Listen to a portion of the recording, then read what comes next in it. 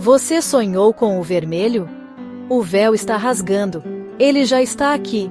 Após a pandemia, relatos de sonhos idênticos surgiram no mundo todo. Não eram pesadelos comuns, mas visões de uma figura imponente, vestida de vermelho sangue, sentada num trono de ossos. O medo não passava ao acordar. Era como se algo tivesse atravessado o sonho para a realidade. Logo todos conheciam o nome: o Rei Escarlate.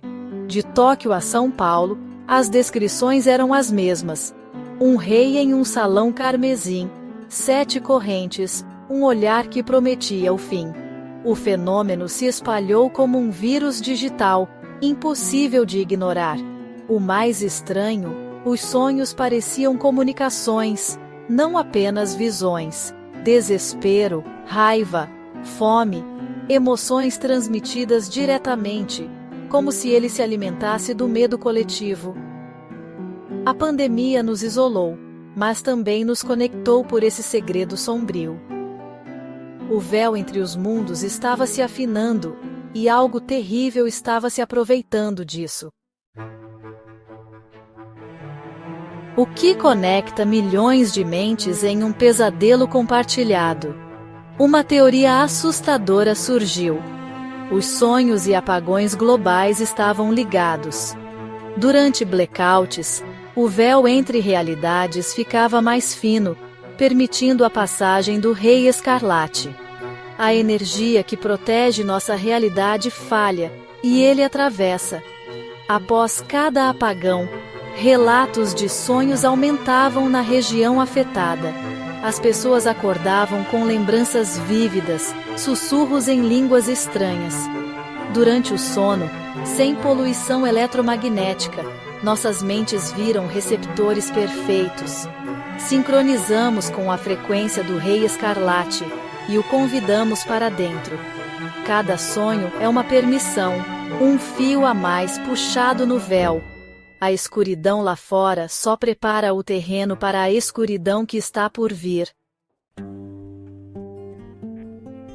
Os relatos eram a espinha dorsal desse medo crescente. Uma estudante em Florença sonhou que pintava com sangue. Acordou com as mãos manchadas de vermelho. Um engenheiro em Osaka viu símbolos estranhos piscando em seu monitor após sonhar com códigos infinitos. Um músico em Nova Orleans acordou com uma melodia impossível e seu violão destruído. Em uma vila na Noruega, todos sonharam com uma aurora boreal vermelha e um trono vazio. Sinais começaram a aparecer no mundo real.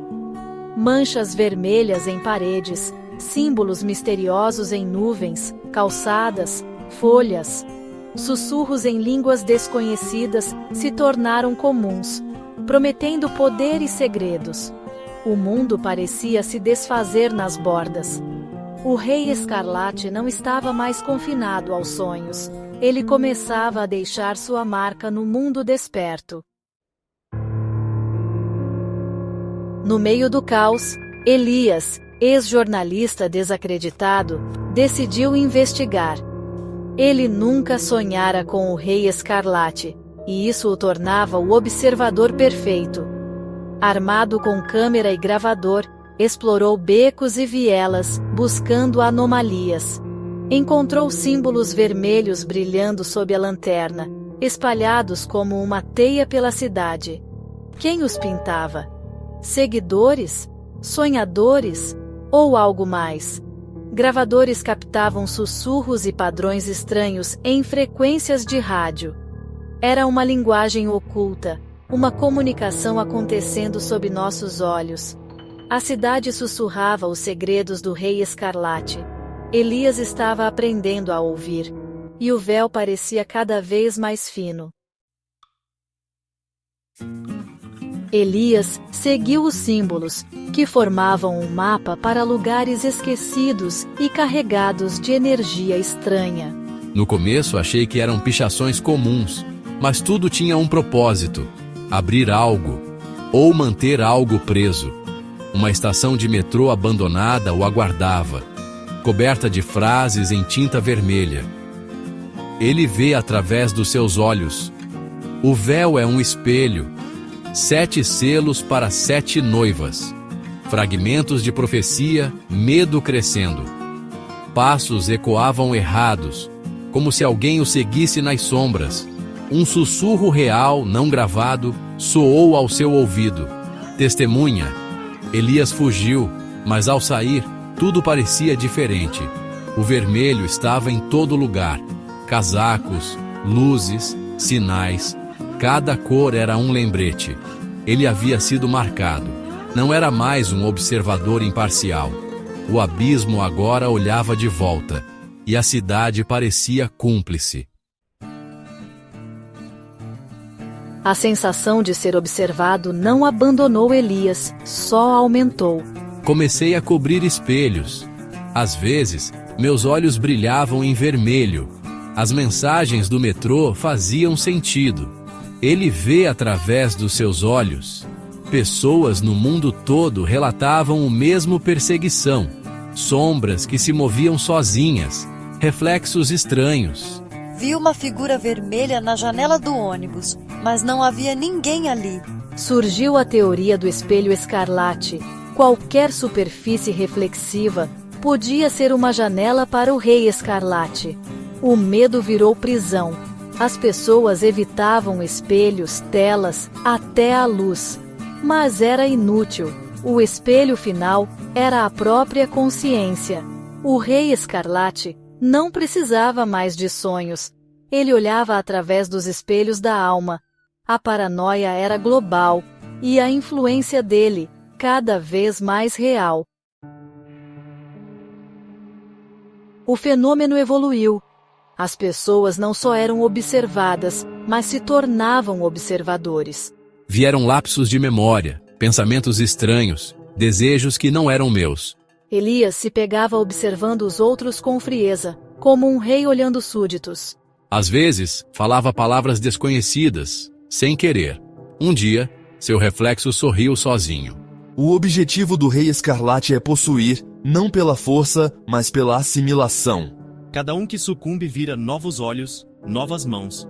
O medo virou guerra interna. As pessoas lutavam para manter sua identidade, repetindo nomes, memórias, sentimentos de esperança. Era uma batalha na consciência. Quem venceria, a vontade individual ou a entidade coletiva? Muitos sentiam sua essência se dissolver num oceano vermelho. O Rei Escarlate é real? Ou só um pesadelo coletivo, nascido do trauma da pandemia? Talvez seja só um símbolo do nosso medo, mas isso não o torna menos perigoso. A pandemia criou o terreno perfeito: isolamento, ansiedade, notícias ruins. Mas como explicar os apagões, os símbolos, os sussurros gravados? Talvez nossa crença coletiva seja tão forte que começa a dobrar a realidade. E se as duas teorias forem verdade? Se o Rei Escarlate for real, mas precise do nosso medo para se manifestar? Nesse caso, a linha entre realidade e pesadelo desaparece. Ele é real porque sonhamos com ele. Nossa percepção não só testemunha, ela cria. E juntos, talvez estejamos criando nosso próprio fim. No fim, a verdade permanece nas sombras, como o próprio rei. Talvez a resposta não seja lutar, mas entender. Coragem é encarar o medo de frente. Se ele se alimenta do medo, talvez esperança e conexão humana sejam o antídoto. Mesmo sendo só um sonho, o perigo é real. É uma crise de saúde mental global. Ignorar é ignorar a dor que deu origem a tudo. O Rei Escarlate nos obriga a confrontar a escuridão dentro e fora de nós. A investigação continua. A batalha é silenciosa, toda noite. O fenômeno é real, seja psíquico ou paranormal. A pergunta é: o que você vai fazer quando fechar os olhos? O véu está rasgando. De que lado você vai ficar?